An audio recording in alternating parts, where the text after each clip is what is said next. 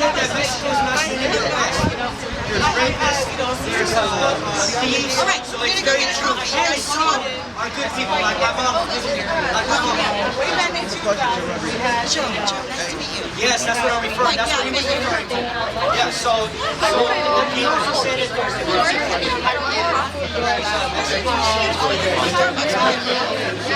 Are we driving? Oh, that's not nice. No. Oh, no. That's not nice. They are police officers. I know. Wait a minute.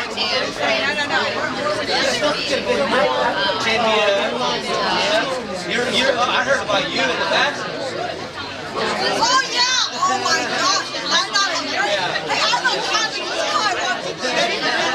This is how I want to do it. No, but did you get that last reading of the meeting? Oh, I didn't say that. Then what should happen? That we need to debunk their lies and we need to vote them out. You know, in Mexico, I know they have two parties, right? There must be one left and one right. So which one is the right, the fine or the free? Hey, she wants to ask you a question. Nelly. Here. Nelly, here. We don't know where you've been, Nelly.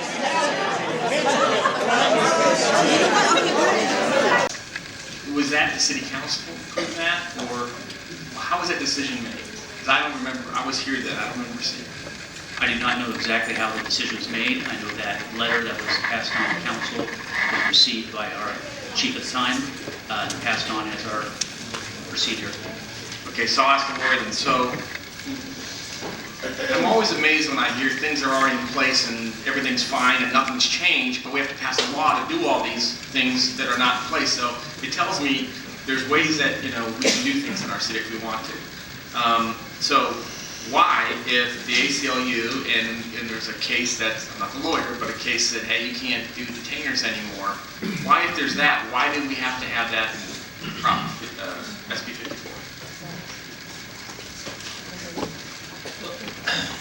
So cities can cities can still respond to detainers on the more significant crimes. Clearly, the Trust Act doesn't, California law. I'm sorry, I'm going to go back to 2014 and I got a letter from the ACLU. And so somebody, police chief or somebody decided, and it could have been the right decision or wrong, I'm not going to get on that, says we won't do detainers anymore.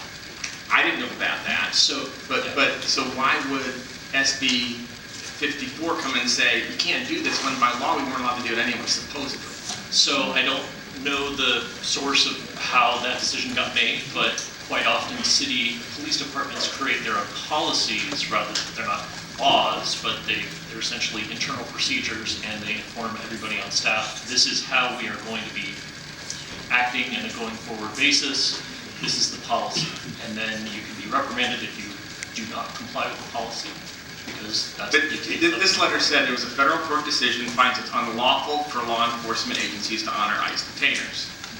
That's what, did that case, did we really have to take it or not? I don't know the case that they're citing to, so I would be surprised if cities cannot respond to detainers. I'm not done yet. I'm sorry, I have an answer to the question. Go ahead, please. Yeah, so, as I understand it, and, you know, correct me, you're the lawyer, correct me if I'm wrong, but, is that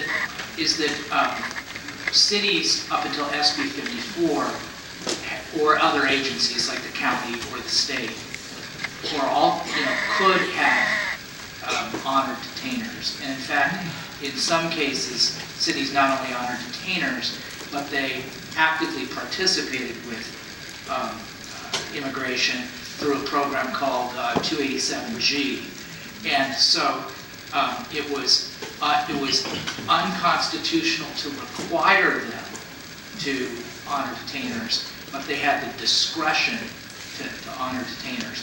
Under SB 54, they are no longer allowed to honor detainers. That's the distinction. And thank you. I guess my point to that, if I'm sitting on a city council and something this important comes, and the city council doesn't even know that we're no longer going to accept detainers, I'm like the city manager, city attorney, I mean, I know about 9-foot walls on Adams Boulevard. I know about, litter trash. This is a really important issue. And then somebody, and maybe I'll the city manager, you don't know it yet. I mean, all of a sudden, we just don't do things. So I'm glad that I asked to bring this thing forward. I think what we're going to see tonight from the group here, but it's like these things have been working every way you figure out to do something. There's people in Sacramento and legislature just doing everything to stop us from keeping people safe. And in this community, the number one thing that I have to do is keep people safe in the community. The number two thing I have to do is keep people safe. The number three is keep people safe. Somewhere along the line, I take care of potholes. That's the most important thing we have to do here. Now, the distinction is what I think is safe and what somebody else is. And so with all due respect, we'll have disagreements on what we think keeps our city safe or doesn't. That's the American way. That's why, like I said earlier, we have a 5-member body here, and it's going to be, it'll vote however we vote. But the fact of the matter is, our job, in my job, I look at highly as to keep people safe. Thank you.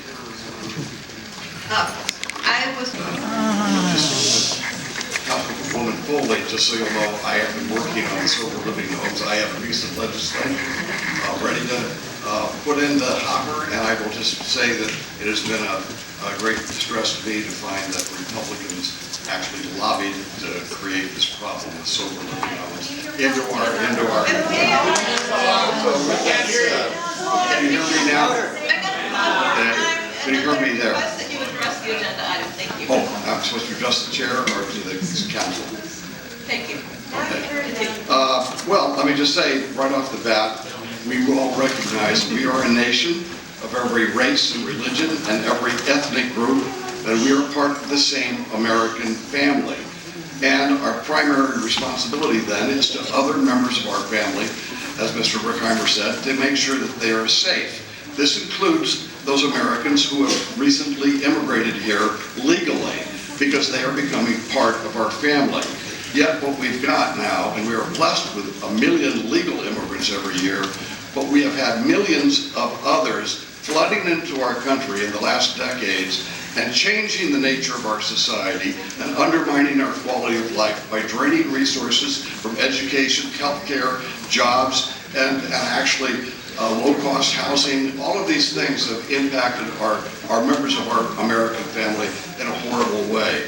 And as we have just heard from your member of the City Council, is that we now have, and we have had, illegal immigrants who've been involved with actually causing great damage and actually attacking or actually hurting American citizens. That's who we have to watch out for, and legal immigrants.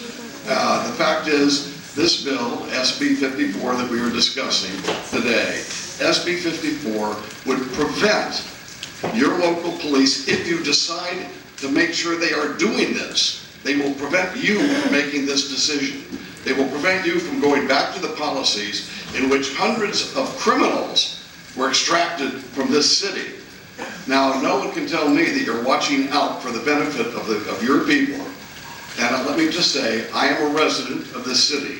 And tonight, I am speaking to you, yes, as a United States Congressman, but yes, as a resident of this city.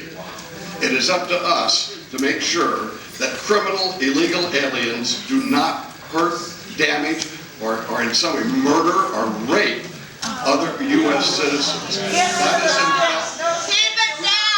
The issue at hand is not just illegal immigration. It is illegal immigration of people who are here committing criminal acts.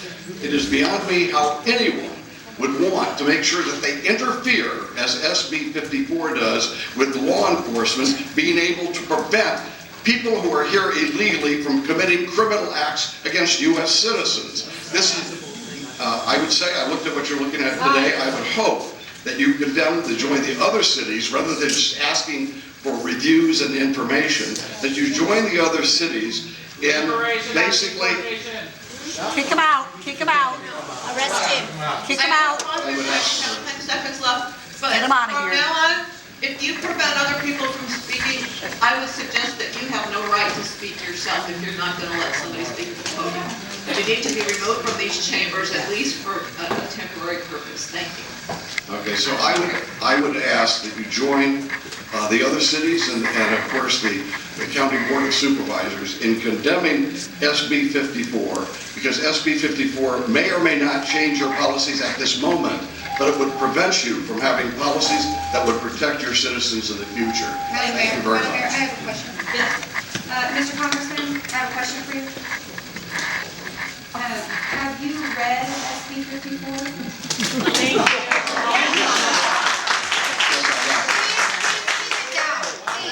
I don't want anyone to be removed, so please The keep answer it to your down. question is yes, I have read it. Yes, I've gone Okay, over it. Congressman, if you could please, Congressman, were you aware that SB 54 allows for law enforcement to cooperate with immigration authorities for the following crimes: assault, battery, use of threats, sexual abuse or exploitation, child endangerment, child abuse, burglary, robbery, theft?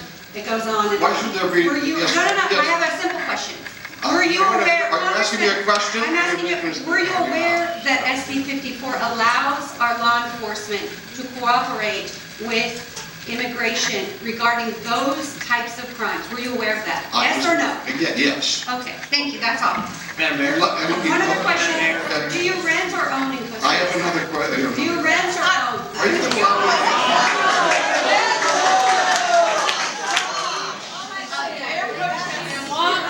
Madam Mayor, first of all, this is the public's time to speak. I would ask that we allow the public to speak and not interrogate the speaker. Even out,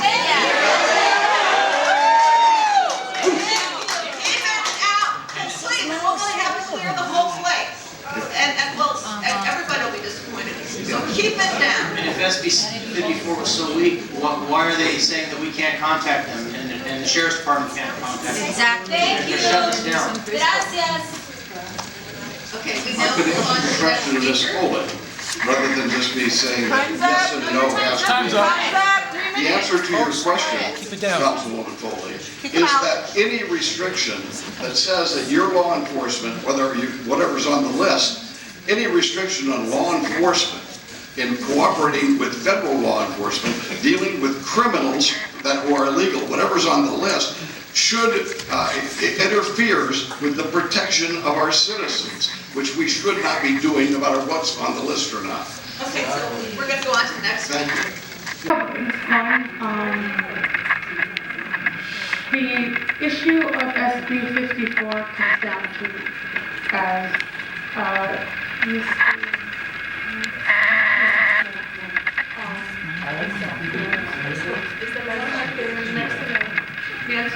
Mansoor, one that goes to the rule of law. Here it's simple. Rule of law. We simply cannot pick and choose the laws we will follow. Once we start doing that, our laws begin to have no meaning. And once our laws have no meaning, we really don't have a nation, do we? But going even beyond that, and thank you for giving me this time to speak, we have to focus on the fact that when we talk about trust, I've been hearing about trust here. That woman who just talked about the trust act, how ironic that when we start breaking the law, we lose that trust. I'm holding an American flag right now. It's got 50 stars and 14 stripes. And how is it that we just did the Pledge of Allegiance to a flag that in large part is due to uphold the law, and yet we're here actually debating whether we're going to follow one or not? That to me, quite frankly, is ludicrous. Then I heard lots of debate about things about the needles, and doing this exchange program only encourages more ones. It's kind of the same thing with SB 54, when we essentially tell people from anywhere, I don't care if you're Mexican or Swedish, let's rearrange things a little here. If you're from Sweden and you're here illegally, you are probably the people white who cannot be racist against. First of all, this has nothing to do with race. It has to do with the rule of law. If there are 20+ million illegal aliens who are from the Nordic, it's still the same problem, who are refusing to assimilate, learn the language, who are causing further excess crime, further excess issues, specifically in the black community. When these aliens are trucked over here, they don't go to Beverly Hills. go to my upper crust area of Chatsworth. They go to Watts, they go to Compton, they go to East LA. Their kids are sent to schools like Locke, Crenshaw, and Dorsey, where they already are an exacerbation of dropouts in schools, where there's already criminal and gang activity there with kids as young as 13, if not younger. These things affect everyone. They talk about, oh, you shouldn't speak on this issue if you're not from here, but like a virus, like a cancer, if it's not here, it's going to spread everywhere else. And when these people are given the beacon that, oh, you're free to come here in Costa Mesa or anywhere else, they're going to spread other places. And that is the fact. Good evening, Council. And there are a lot of things to love about the city, and our diversity is certainly one of our best qualities. My ancestors immigrated from Ireland many generations ago, and they too were scapegoated. But I live in a very small, relatively small community now, about 70 homes. And we have lots of immigrants in that just small community, from Iran, the Ukraine, New Zealand, Canada, Mexico, Lebanon, and Japan. And we all get along just great. So let's celebrate our history as a nation of immigrants. It's so much more fun and interesting to be inclusive. I encourage the City Council to receive and file this motion. And now I would like to read from a letter that was sent in, and I was asked to read by Dennis Oakham. According to 2016 statistics from the Department of Labor National Agricultural Workers Survey, over 90% of California crop workers are immigrants, and 50% are unauthorized. Citizens of Costa Mesa buy and consume vegetables and fruits that are picked by thousands of undocumented farm laborers. In addition, citizens of Costa Mesa, and perhaps the mayor and members of the City Council itself, have undocumented workers maintaining their lawns and landscaping. Many others hire undocumented nannies. Unlawful presence is not a crime, it is a civil violation. So the chance that Costa Mesa might help ICE detain undocumented farm laborers who have not committed a crime and who make it possible for us to buy and eat certain food products, maintain our green spaces, and rear our children is the height of hypocrisy. Being declared a sanctuary state has nothing to do with preventing ICE from arresting an undocumented person who has committed a crime, but that we have to search out and arrest non-criminal undocumented persons who continue to serve us in back-breaking labor that many of us would not survive and pay for. That's racist. We would be considered beneath us is simply inhumane.